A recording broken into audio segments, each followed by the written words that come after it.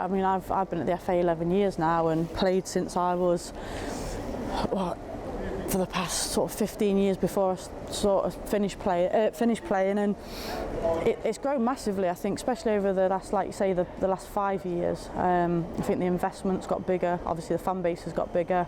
I think that's due to different things. I think the game's got better. I think it's better to watch. I think we're producing better players now.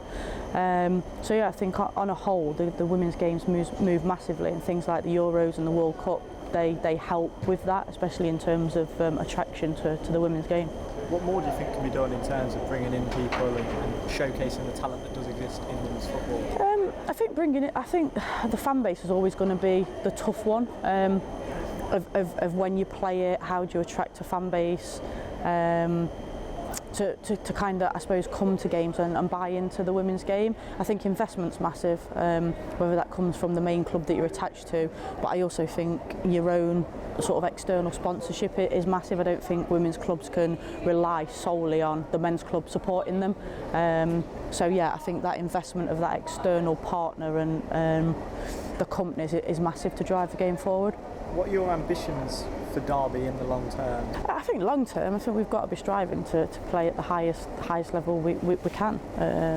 Whether that be this season, next season, whenever, that has to be the club's long-term ambition, to keep sort of improving and certainly minimum getting into the championship.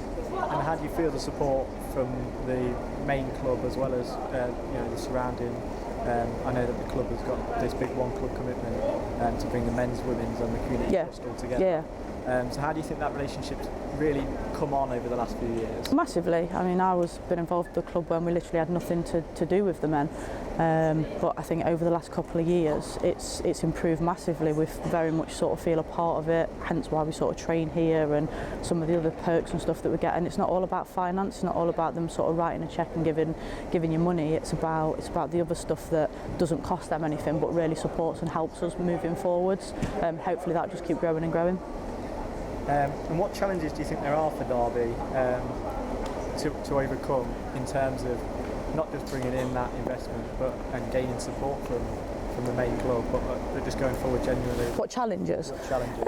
I think it's always going to be what do people sort of get in return for investment in terms of what they put in. So I think as long as we keep doing our bit in terms of showing what we can do on the pitch and how we can sort of raise the profile, and we want to be sort of leading the way for the East Midlands, if nothing else.